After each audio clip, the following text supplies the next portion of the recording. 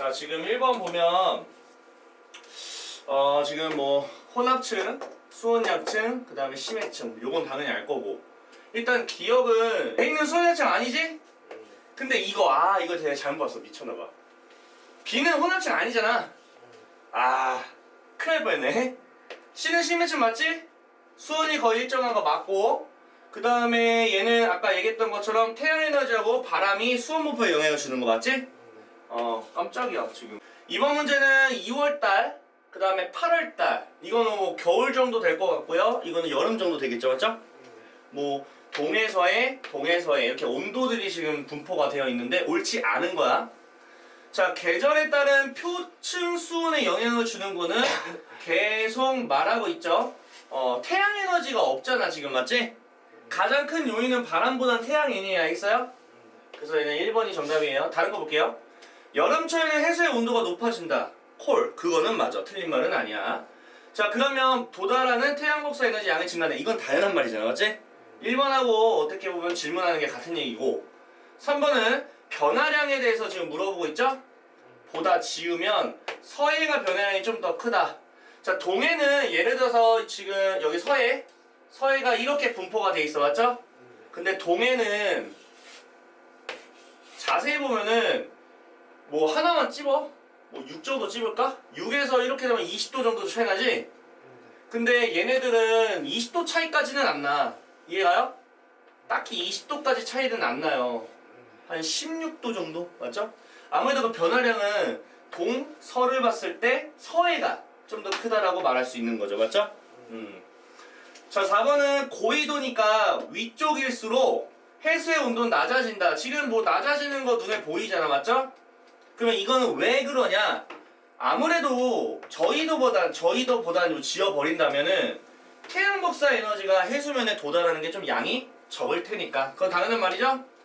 5번, 우리나라 주변 바다 중에서 남해의 온도가 가장 높다라고 되어 있네요.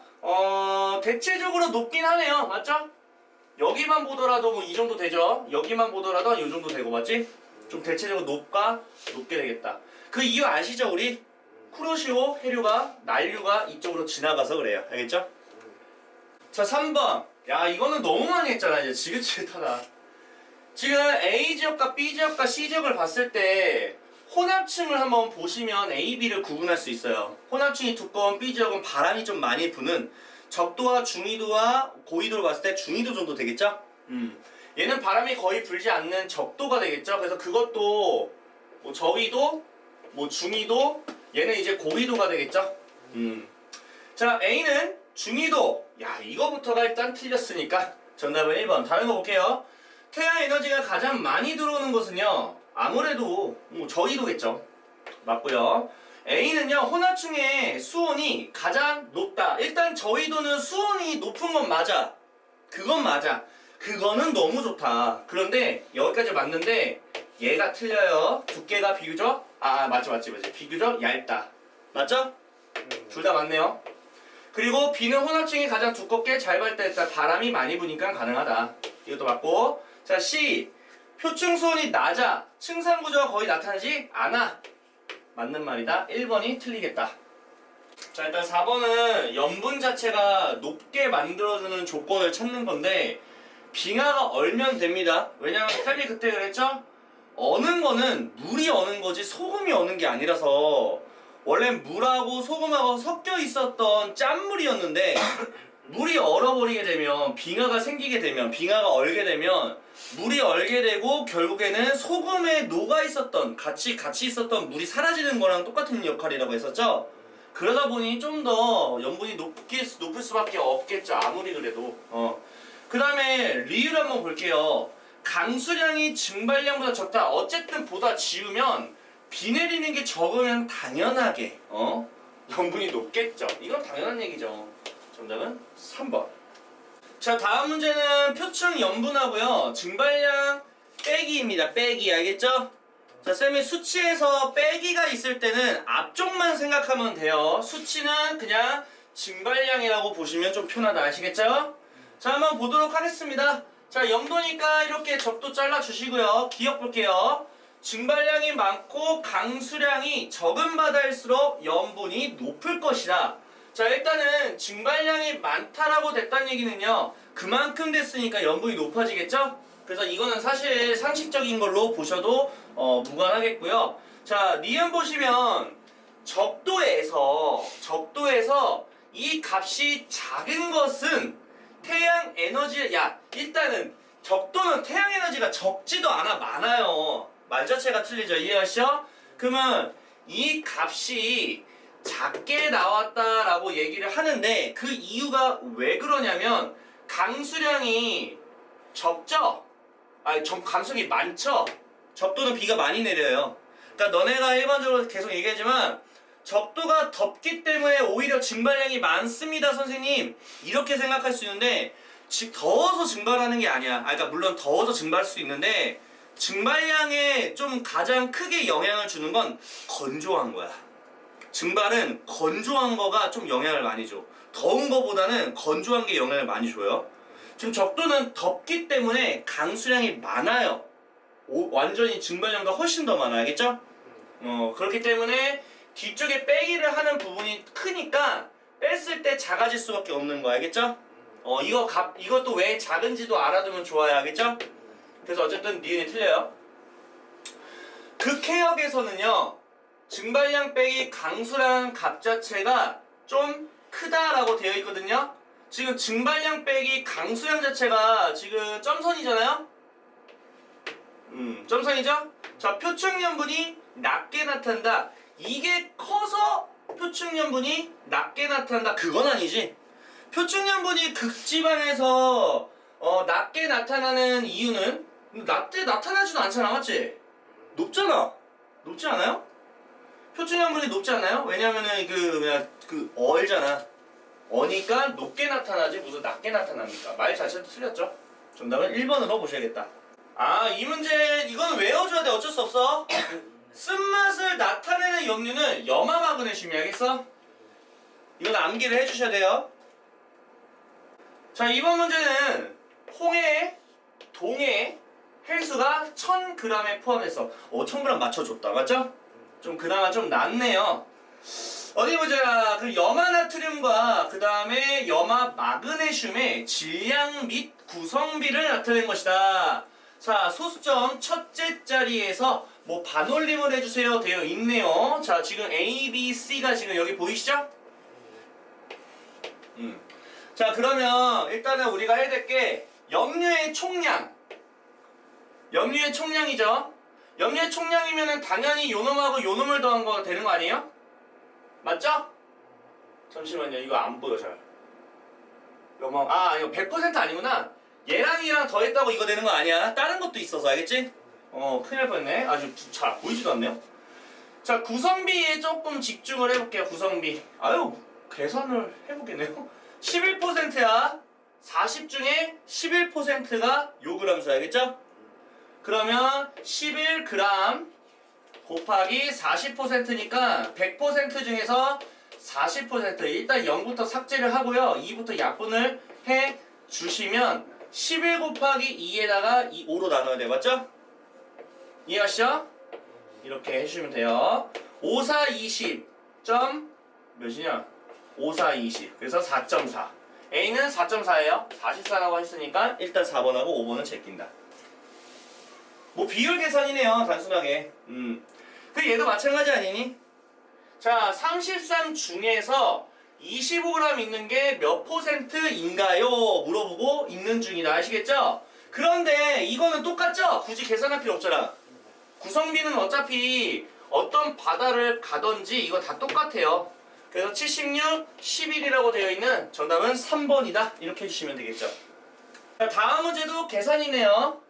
자, 바닷물 200g을 증발 접시에 넣고 가열을 했을 때 6.3g의 염류가 증발 접시에 남아 있었대요. 그러면 무슨 말이냐면 200g 안에 6.3g의 염류가 녹아 있었구나 라고 생각을 해주신다면 염분 계산하는 거 어렵지 않아요. 몇 그램 기준? 1000g 기준. 그러면 어쨌든 현재 상황에서는 200g 중에서 6.3g이 녹아 있었는데 내가 1000g 기준으로 만들어 줘야 염분은 얼마입니다 말할 수 있는 거죠. 그래서 1000g 만들어내니까 5를 곱하면 1000g 되는 거고 얘만 곱할 게 아니라 얘도 곱해야겠죠? 그래서 6.3에 5를 곱하면 5, 35에 6, 5, 30, 31.5 그러면 1000g 기준으로 요걸 읽어주시면 얘가 염분이 되는 겁니다. 31.5 2000g분의 72 즉 2000g분의 66 그런데 우리는 염분을 이야기하려면 1000g 기준이기 때문에 2로 나눠준 35 그 다음에 36 33이라는 요놈이 염분이 되겠다. 이해하시죠? 그렇기 때문에 염분이 72라는 건 말도 안 되는 소리죠. 만약에 나의 염분이 72가 정답이 되고 싶으면 2kg이 아니고 1kg 기준이어야지 맞는 말이야. 알겠죠? 항상 1kg 기준이다. 나에서는 염화나트륨이 가장 많이 녹아있다. 이거는 사실 질량을 어느 정도 계산은 뭐 해주기는 해야겠죠? 물론 염분 비로 따졌을 때 염화나트륨 비율은 똑같이 녹아있겠지만 맞죠? 이거는 따져줘야지. 자 근데 생각을 해봐. 우리가 어쨌든 35g이 녹아있고 36g이 녹아있고 33이 녹아있다면 각각에 봤을 때 염화나트륨이 가장 많이 녹아있다라고 말을 한다면 조금 애매하지 않을까라는 생각이 들거든요. 이거는 이해갔어요? 그래서 얘는 지금 염화나트륨이 가장 많이 녹았다. 지금 문제가 좀 이상하긴 해. 지금 이게 뭔 뜻인지 나 모르겠거든? 왜냐면 염화나트륨과 염화마그네슘과 다른 것도 있을 것이고 그거랑 비교를 하는 건지 아니면 여기 염화나트륨과 여기 염화나트륨과 여기 염화나트륨을 비교해서 여기가 제일 많아요. 이렇게 말을 하고 있는지 나 모르겠거든? 근데 이 문제는 염화나트륨끼리 비교했을 때 여기서 녹아있는 염화나트륨 좀 더 많이 녹아있나요? 질문하는 것 같아. 이해했어? 그래서 얘는 맞는 말이지. 애초에 녹아있는 염류량이 많았다면은 거기에 녹아있는 다른 거를 비교했을 때 염화나트륨이 제일 많겠죠. 아무래도 그렇게 보셔야 돼요. 얘는. 근데 문제가 조금 이상하긴 하지. 만약에 나 안에서 염화나트륨이 가장 많이 녹아있다라고 생각을 해도 나 안에서 만약에 가나다의 염화나트륨을 비교를 해서 얘가 가장 많이 녹아있다 하면 얘가 맞거든? 원래 그 얘기를 하는 것 같은데 만약에 얘가 틀리게 하려면 나 안에서 염화나트륨이 가장 많이 녹아있다 라고 물어본다면 얘는 염류 중에서 퍼센트 비율을 물어본 거야. 누가 제일 1등이고 누가 2등이고 이거 물어본 거야. 근데 어차피 생각을 해보면 어차피 이 안에서 염화나트륨을 보셔도 전체 비율 중에 얘가 제일 많기는 해. 그건 맞잖아. 염화나트륨 제일 많은 거 아시죠? 그래서 아마 얘는 그냥 이렇게 보나 저렇게 보나 다 맞다고 해도 될 것 같아.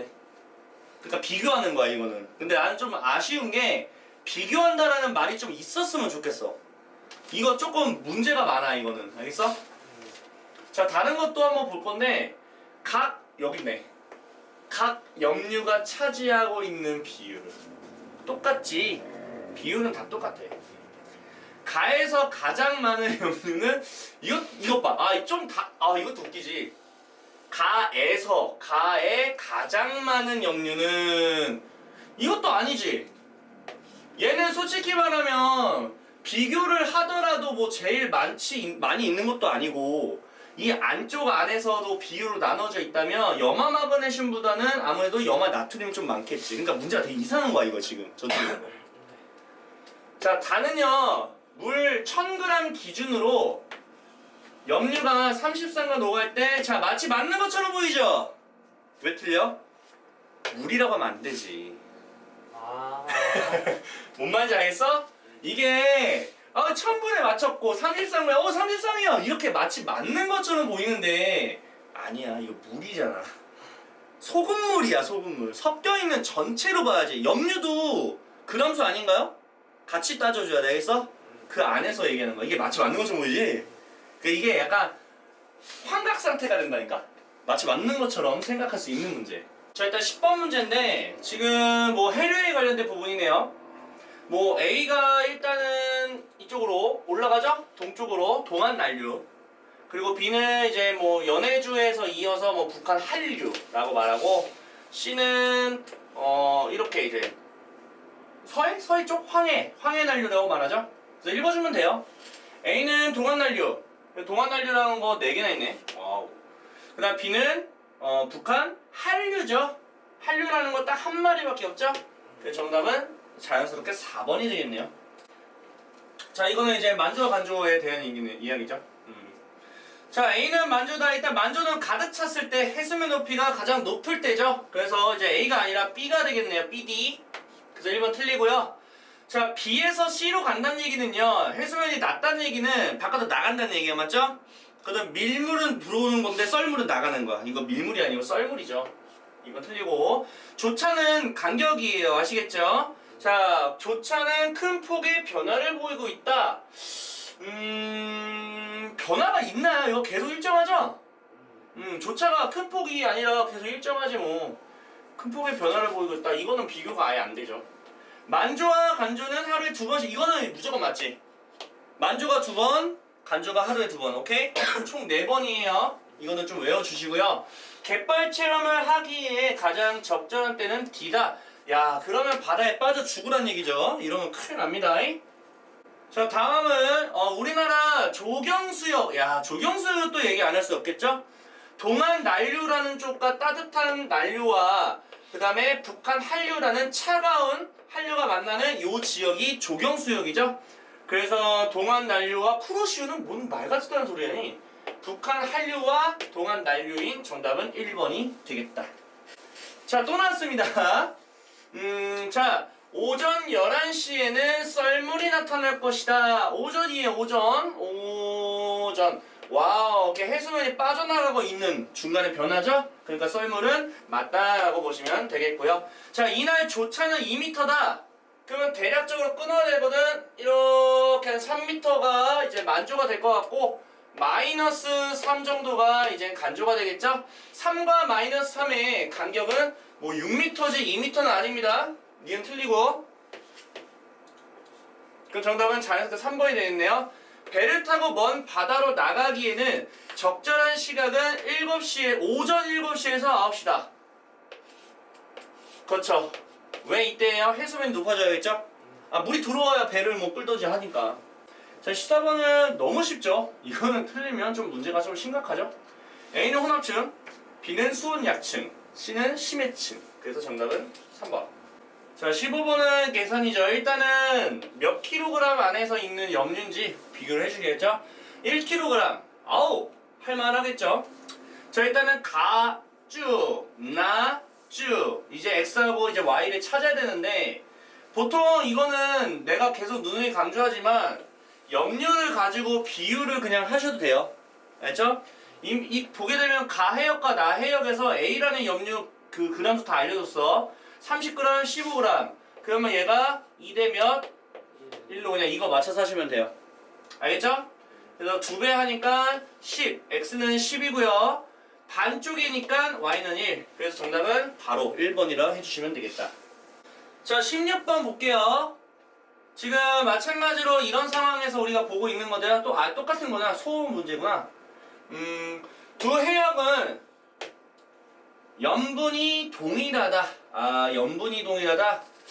염분이 동일하진 않지, 맞지? 염분이 동일하진 않아요. 틀리죠. 염분이 동일하지 않아요. 그람수가 다른데 어떻게 속아요? 아, 그지? 염분 B가 똑같다.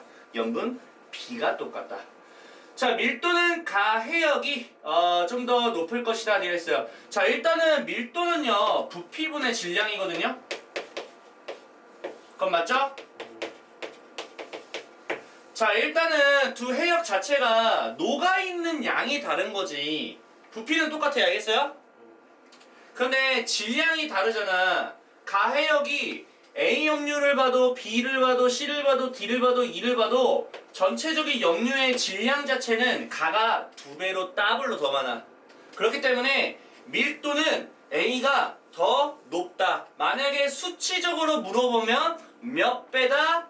2배로 높다. 이렇게 말할 수도 있어야겠다. 아시겠죠? 그래서 2번은 맞다라고 해주시면 되고요. 나 해역에서 2kg에는 염류 B가 약 5g 녹아있다. 자, 이거 왜 틀리냐면 현재 1kg에 녹아있는 비염류가 5g이라고 가정을 했을 때 2kg이라고 해수를 말한다면 더블을 해주셔야겠죠. 맞죠? 그래서 10g이 녹아있다라고 예측을 해야지 그대로 녹아있는 건 말이 안 된다. 자, 4번 각 염류가 차지하는 비율. 염분은 동일하지 않겠지만 비율은 무조건 동일한 걸로 보자. 4번은 맞겠죠. 자, 5번 해수 1kg을 증발시키게 되면 염류의 양이 남겠죠. 그런데 여기 염류들 합한 거와 여기 염류들 합한 거는 다르다고요. 알겠어? 만약에 질문을 바꿔서 가의 염분이 나의 염분보다 2배 g이 있습니다 하면 맞겠죠? 그렇게도 물어볼 수 있는 문제. 알겠죠? 그래서 어쨌든 얘는 말이 안 된다. 정답은 2사가 되겠다. 자, 아주 그냥 질리게 계산하겠네요. 1kg 편안하게 가보도록 하겠습니다. 자, A와 B, C, D 이렇게 나와 있는데 염화 마그네슘의 양들이 기억부터 뚜두두두두두 나와 있습니다. 그러면 염류 중에 염화 마그네슘이 차지하고 있는 비율 보이시죠? 비율은 다 똑같다. 아시겠죠? 그러면 이제 미음, 비읍, 시옷, 지읒이 다 똑같다. 1번. 비율은 다 똑같아요. 와, 진짜 지긋지긋하다. 자, 1kg 있죠? 비해역. 비해역. 그 다음에 염류를 190g 정도를 얻고 싶은가 봐. 오케이. 그러면 해수의 양이죠? 너무 쉬운데? 그러면 1kg 안에는요 염류량이 38g이 녹아있는 거 알겠어요? 그러면 38g이 몇 번을 해야 190이 될까요? 대략적으로 5번. 그러면 5배를 해준 5kg은 가지고 있어야지 그 안에서 190g이라는 염류량을 얻을 수가 있겠죠? 자, 계속 소문제예요. 이렇게. 이번에는 이제 요거 보고 싶은 것 같은데? 기억력 이거? 오케이. 마그네슘 양이죠. 우리가 정확한 수치는 난 뭐 관심은 없어요. 하지만 어차피 다 동일하게 1kg에 대해서 1kg에 대해서 1kg에 대해서 1kg에서 에브리바디 해수 1kg에서 싹 다 통일했다면 염류 양이 곧 그거에 해당되는 마그네슘 비율은 아니라 양 자체를 크기를 결정해 주겠다. 알겠죠? 그러면 누가 대빵이야? 38의 염류를 갖고 있는 니은이 대빵입니다. 니은이 대빵, 대빵인 니은, 대빵인 니은, 똥똥똥. 됐죠? 그 다음에 자세히 봤더니 꼴찌도 있겠네요. 꼴찌는 디귿이죠? 뭐 같은 거 없죠. 디귿하고 같은 거 없기 때문에 디귿이 꼴찌죠. 디귿하고 같지는 않아요. 알겠어요? 그래서 정답은 2번이라고 해주시면 되겠다. 자, 지금 보면은 그림상으로 봤더니 이렇게 진동이 되는 부분을 보니까 진동이 2줄, 진동이 3줄, 진동이 많이 됐다는 얘기죠? 열을 받았다는 얘기로 판단하시겠죠? 이때 나타난 현상으로 옳은 거, 운동 상태가 둔해졌다, 온도가 낮아졌다, 입자 개수가 갑자기 증가를 했다, 입자 개수가 왜 갑자기 감소했을까? 열을 받았다. 알겠죠? 정답은 5번이죠. 1번부터 4번은 말이 안 되죠? 자, 다음 문제는요. 냉방기를 설치할 위치와 난방기입니다. 냉방기는 뭐 에어컨 같은 거 맞죠? 난방기는 따뜻한 거. 아무래도 난방기는 차가운 공기가 나와서 좀 무겁잖아. 차가운 공기는. 그럼 위에다 설치하는 게 낫겠다. 당연하지. 에어컨 위에 있는 거 아니야? 그래서 지금 냉방기는 B가 되고 그 다음에 A가 되겠죠? 뭐 하는 거야? BA죠? 정답은 3번이 되겠네요. 이걸 왜? 자, 이번 문제 보도록 하겠습니다. 단열에 대한 건데요. 단열은 열의 이동을 막는다. 맞는 말이죠. 자, 단열을 위해서 사용하는 재료를 단열재라고 한다. 여기까지는 쉽게 판단합니다. 그런데요. 여기서 중요한 게 이거죠. 은박지. 이 은은요. 복사를 막는 겁니다. 알겠죠? 은은요. 뭘 막는다? 복사를 막는 겁니다. 복사가 일어나지 않게 막는 거야. 그래서 소방관들이 입고 있는 옷들은 은색이에요. 아시겠어요? 복사열을 막는 거예요. 그래서 우리가 뭐 하냐? 그거 하잖아. 그 고기를 굽는 숲 같은 데 있죠? 캠핑장 같은 데 가면 감자나 고구마 같은 거 은박지로 싸가지고 불구덩이에 딱 넣어놔 그냥. 아, 맞지? 그러면 그 은박지를 왜 했냐면 불에도 복사가 열이 있을 거 아니야. 그 복사를 막는 거야. 그러면 선생님 얘가 어떻게 익어요? 열은 있잖아. 열이 들어오잖아. 열로 익히는 거야 그거는. 복사로 익힐 수가 없어 은박지가 있어서. 알겠어요? 그래서 은박지에 싸서 넣어주는 거야. 그래서 네가 만약에 캠핑장 가서 오로지 100% 열이라는 걸로만 익히려면 은박지 싸서 그냥 구우면 돼. 고기 구울 때 그렇게 굽잖아. 맞죠? 근데 고기는 뭐니 해도 은박지보다 그냥 뭐 토치로 해가지고 굽는 게 제일 맛있죠. 아무튼 아시겠죠? 은박지는 복사를 막는 거지 대류를 막는다고 되어 있잖아 지금 3번이. 그래서 이 정답이 이제 3번이 되는 거야. 이거 확실하게 알고 있었네. 아시겠죠? 다른 거 볼게요. 북극곰의 털과 방화복의 열의 이동을 막는 원리는 동일하다. 아니, 털이잖아. 맞죠? 방화복도 털 있잖아 안에. 막 구수닭이라고 해서 털 있죠? 전부 다 이제 그 원리다. 안에다가 이제 털 같은 거 있으면은 우리가 아무래도 그 이런 단열재 역할이랑 거의 똑같다고 보시면 돼. 얘네 전부 다. 이게 틈 사이에 이제 뭐가 있는 것들. 이해하죠? 그래서 4번 맞고요. 패시브 하우스. 이거는 아마 안 나올 거야. 이거는 5번은 잘 안 나와요. 뭐 패시브 뭐 여러 가지 있어요. 어쨌든 이건 그냥 맞는 걸로 보세요. 패시브 하우스는 삼중 유리창을 이용하여 전도의 형태로 열이 빠져나가는 것을 막는다. 그냥 맞다라고 보시기만 하세요. 5번이 좀 애매해도 3번은 확실하게 틀렸다라는 사실을 알아야겠죠. 자, 23번 볼게요.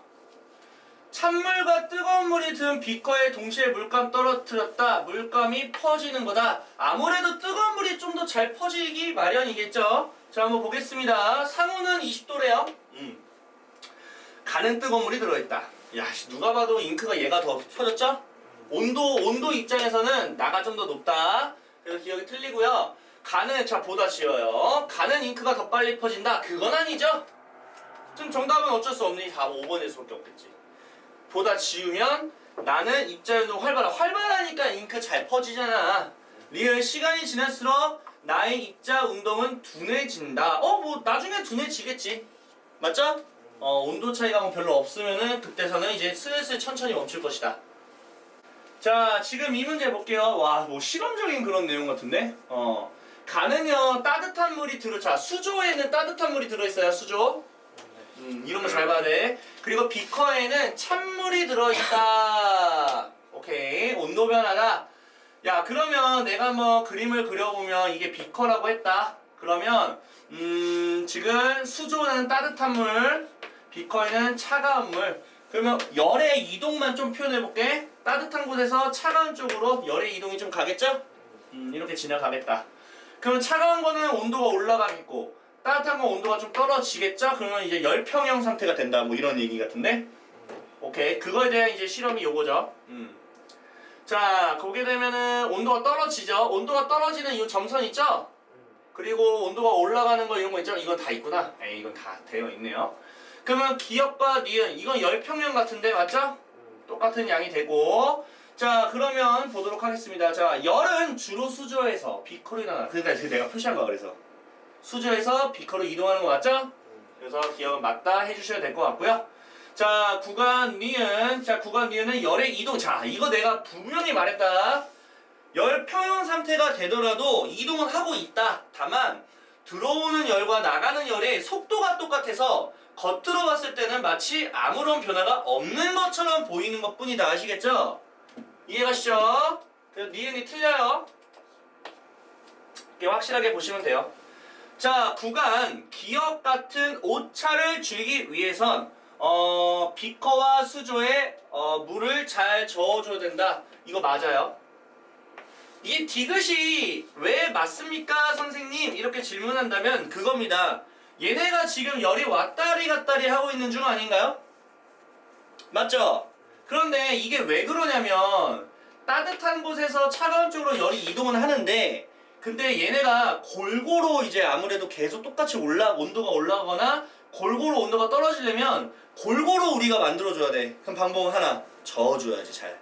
한쪽으로 쏠리잖아 보통, 맞죠? 그러니까 열이 100%다 한 번에 다 이렇게 골고루 가는 게 아니라 한쪽으로 쏠려서 거기서 퍼져나가는 거야 온도가, 알겠죠? 그렇기 때문에 이렇게 실험하려면 잘 저어주면서 가야지만 가능하다. 약간 이런 거지. 우리가 욕조에서 차가운 물을, 아니 우리가 만약에 예를 들어 내가 여름에 샤워를 하려고 해. 목욕을 욕조에다가 물을 담고 그다가 몸을 담그려고 하는데 여름이니까 차가운 물이 좋잖아, 맞지? 차가운 물을 탁 틀었어. 쫄쫄쫄쫄 틀었어. 한 요 정도 찼을 때 내가 살짝 담갔어. 이제 들어갈 수 있나? 괜찮은데? 개 차가워. 들어가면 심장마비 걸릴 것 같아. 그러면 어떻게 해야 돼? 이 상태에서 살짝 이제 따뜻한 물을 뜨거운 물을 삭하잖아. 그럼 따뜻한 물에 쫄쫄쫄쫄 이어서 들어가. 그러면 이제 미지근하게 시작하는데 여긴 미지근한데 여기 개 차가워. 그럼 어떻게 해야 돼? 이렇게 저어줘야지 전체적으로 이렇게 골고루 온도가 퍼진다. 뭐 그런 얘기죠. 이해가시죠? 그래서 정답은 뭐 4번이 된다 할 수 있겠죠. 자, 25번은 이제 우리가 열의 이동 방법 세 가지를 적절하게 나열하는 방법만 아시면 되는데, 지금 입자들의 운동이, 자, 이웃한 입자가 이웃되어 있어요. 그럼 보자마자 그냥 전도해요. 아시겠죠? 그 다음에 액체나 기체 입자의 이동으로 라고 되어 있죠? 참고로 여기 복사라는 거는 아무런 입자가 이동하지 않아요. 이해가시죠? 그럼 얘는 누구겠어요? 호텔이겠죠? 괜찮죠? 그 다음에 얘는 이거야, 직접 이동. 아무런 상관없다, 알겠죠? 이렇게 보시면 됩니다. 그러면 1번에는 니은이 되고, 니은이 어디 되고요. 2번에는 기억이 되고요. 그럼 정답은 3번이 되겠네요, 자연스럽게. 자, 다음은 비열이 좀 나와있죠? 자, 비열이 높다는 얘기는요, 그만큼 온도를 올리거나 내리거나 온도를 변화시키기가 더럽게 어렵다, 알겠죠? 변화가 작다. 자, 물의 비열이 가장 크다. 일반적으로 그런데요, 여기서도 마찬가지로 물의 비열이 가장 큰 걸로 밝혀졌죠. 니은, 질량이 같은 물질의 온도를 잘 중요하죠. 1도를 올리는데 필요한 열량은요, 철이 가장 많다. 무슨 소리야? 물이 비열이 높기 때문에 물이 그만큼 많은 열량을 필요해요. 1도 올리는데 쉽지 않다. 1도 올리는데 쉽지가 않아요. 그래서 니은은 아웃. 질량이 같은 물질에 같은 양의 열을 가한다 가정했을 때 온도가 가장 많이 올라간다는 얘기는 그만큼 온도 변화가 크다라는 얘기로서 비열이 낮다는 얘기죠. 비열이 가장 낮은 건 철이잖아. 디귿이 맞겠다. 정답은 4번. 철은 기본적으로 조금만 올려도 미친 듯이 올라가, 알겠어? 맞잖아. 엄청 뜨겁겠지. 딱 봐도 생각해도 그렇게 되겠죠?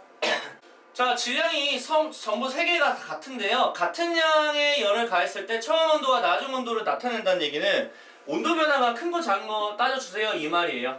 자, 비열이 가장 크다는 얘기는 온도 변화가 별로 없겠죠. 그래서 가를 보게 되면 얘는 7도 차이, 얘는 21도. 와, 엄청나게 차이가 생겼네.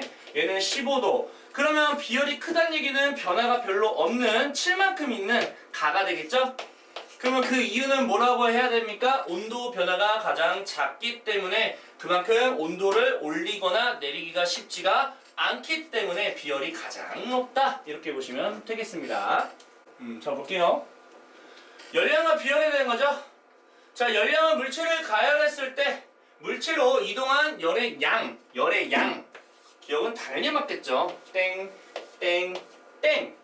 자, 열량은 물질의 특성이다. 열량이 물질의 특성은 아니죠, 맞죠? 비열이죠. 열량은 말 그대로 그냥 단순하게 이동한 열의 양이지, 그게 뭐 물질마다 다 다른 건 아니니까, 맞죠? 그때 뭐 해당하는 거에 다르니까. 정답은 자연스럽게 2번이 되겠죠. 다른 거 볼까요? 디귿 1kcal는 물 1kg 맞습니다. 알겠죠? 온도를 1도 높이는데 맞습니다. 필요한 열량 맞습니다. 이거 애들 1g이라 생각해. 1kg이야, 알겠어? 이렇게 보셔야 되고, 비열에 다니는 킬로칼로리나 칼로리, 틀린 말은 아닌 것 같은데 잠시만요. 비열이잖아, 그렇지? 비열은 아니죠. 이거는 열량이에요, 알겠죠? 비열은 우리가 올리는 데 필요한 열량이지. 그러니까 1kg 하고 1 온도 하시고 1kcal, 이게 비열의 공식, 알겠죠? 요 단위예요. 단위가 좀 길죠? 단위 따지면 이거지 뭐. 이거죠? 단위 반드시 알고 계셔야 돼요. 틀려. 자, 물질의 종류에 상관없이 비열은 같은 값을 갖는다. 이거 물질 특성인데 같은 값을 가지면 안 되지. 비열은 어떤 물질 1kg의 온도를 1도 높일 때 필요한 열량. 그래서 이거는 정의 자체가 맞기 때문에 정답은 2번이겠다. 자, 고체의 열 팽창을 실생활에 이용하거나 고려하는 예로 적절하지 않은 거. 너무 쉬운데? 자, 기차철로나 다리에서 이음새 사이에 틈을 만든다. 그래야지 여름에 열 팽창으로 인해서 다리가 이렇게 확장돼서 딱 끊기면 안 되죠, 맞죠? 그러면 안 되죠. 치과 충전재 열 팽창 정도가 비슷한 걸로 해야겠죠? 자, 유리병의 금속 뚜껑이 열리지 않은 뚜껑에 따뜻한 물을 붓는다. 그렇죠. 여기 아구를 딱 물고 있었는데 그게 따뜻한 물을 하면은 팽창이 돼서 커지죠? 그러면 아구를 좀 살짝 늘어놓게 된다. 이거 실제로 쌤도 써봤어요. 할라피뇨 뚜껑이 안 열려서 해봤는데 진짜 되더라고요. 신기하게도 소름 돋아요. 진짜 돼요. 자, 포도주를 담은 나무통을 만들 때 금속태. 이거 알지? 오크통이라고 하거든? 오크통 보면은 네. 알지? 여기 금속태 있잖아 이렇게. 아, 뭔지 알지? 네. 이거는 딱 상상될 거야 많이 봐서. 금속태는 가열한 상태에서 끼운다. 뭐 틀린 말은 아닐 것 같은데? 맞을 것 같은데 맞죠? 맞는 것 같아요. 뜨거운 물이나 음식을 담는 유리 그릇은 열팽창 정도가 큰 것은 그러면 안 되지 않을까? 야, 왜냐면 뜨거운 물이나 음식 뜨거워. 이거 넣었어. 접시가 확장이 돼. 이 미친 거 아니야? 그걸 쓰면 안 되지. 웬만하면 열팽창 별로 없어야죠, 맞죠? 그대로 크게 유지를 돼야 되니까. 자, 에펠탑이죠. 이것도 높이가 실제로 높아져요, 알겠죠? 그 얘기죠. 극가닥을 온도 변화, 온도가 높아지면 입자의 운동 상태가 굉장히 활발해지니까 그러다 보니까 입자 사이의 간격이 멀어지게 되고 그러다 보니까 부피가 확장이 되다 보니 얘 높이가 올라가게 됩니다. 이렇게 그냥 써주시면 되겠죠. 스토리야. 자, 31번 보겠습니다. 열팽창에 의해 여름철에 나타나는 현상. 어쨌든 열팽창은 커지는 거죠? 에펠탑의 높이가 높아진다. 자, 아무래도 철로와 철로 사이에 어쨌든 뭐 틈이 있는데 그 틈이 좁아지겠죠? 양쪽에 있는 금속이 이제 확장을 해서 틈을 좀 메울 거니까 전봇대 사이의 전선이 팽팽해진다. 얘 늘어나지 않을까? 팽팽해지진 않죠? 늘어나야지. 그래서 정답은 일단 3번. 다리 중간에 설치해 이음새 틈이 좁아진다. 맞다? 이거 같은 얘기예요. 지금 2번하고. 음료수 병 속에 있는 약간의 빈 공간 좁아진다. 그만큼 올라올 거니까 좁아지는 거 맞죠? 정답은 3번이 되겠습니다. 자, 다음은요. 같은 종류의 물질을 같은 세기의 불꽃으로 가열했을 때 온도 변화를 나타낸 것이다. 그러면 질량비를 보도록 할 건데요. 같은 종류죠? 같은 종류는 뭔 뜻이에요? 비열이 뭐하다? 같다는 얘기네. 알겠어? 그렇게 보셔야 되고요. 어쨌든 질량비를 물어보고 있다. 야, 그러면 비열이라는 공식을 쌤이 한번 적어 볼게요. 오랜만에. 킬로칼로리 맞습니까? 자, 밑에는 뭐 킬로그램 맞습니까? 그 다음에 온도 변화라고 할게요. 이거는 그냥 나 같으면 뭐 하겠어요? 그냥 넣어. 질량비죠? 질량비니까 이제 요게 요 비를 이제 궁금한 거야. 알겠죠? 근데 지금 보면은 같은 세기의 불꽃으로 가열했으니까 얘 일정해 안 해? 일정하죠? 얘 일정하죠? 자, 그러면 온도 변화를 가지고 판단하는 거예요. 아시겠죠? 자, 그러면 일정한 거는 우리가 신경 쓰지 않습니다. 알겠죠? 근데 식으로 봤을 때 결과물이 일정하면은 얘 일정하지? 맞죠? 그러면 이제 이거 두 개 관계만 따지면 되거든? 이해는 가시죠? 그러면 온도 변화가 크다는 얘기, 올라갔다, 크다 하면은 이건 반비례. 같이 가야지. 그래서 다 에브리바디 일정해야지. 이해가시죠? 그러니까 두 개가 서로 무슨 관계? 반비례 관계로 풀으셔야 돼요. 알겠죠? 그러니까 질량비니까 결국은 뭐야? 온도 변화비를 먼저 찾아. 알겠지? 자, 요걸 가자. 요거 딱 점으로 갈게요. 이해가시죠? 자, 온도 변화비 갑니다. A 대 B 대 C. 자, 온도 변화비 알겠습니까? 자, A는 지금 뭐냐? 10도에서 25도로 올라갔으니까 몇 도? 15도가 변화했고요. B는요, 10도에서 20도니까 10도 변화가 됐고요.